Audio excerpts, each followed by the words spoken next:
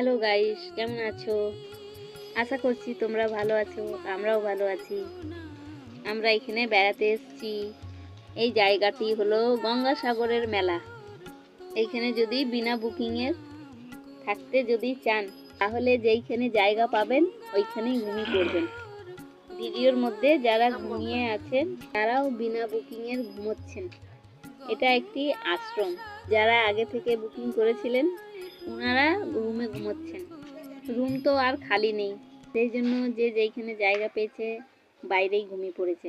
এই আশ্রমের নাম ভারত সেবা আশ্রম।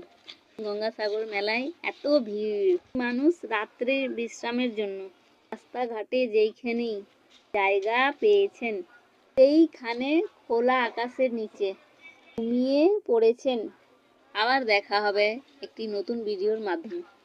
জয় গঙ্গা মা, জয় গঙ্গা মা, জয় গঙ্গা মা, জয় গঙ্গা মা, জয় গঙ্গা মা।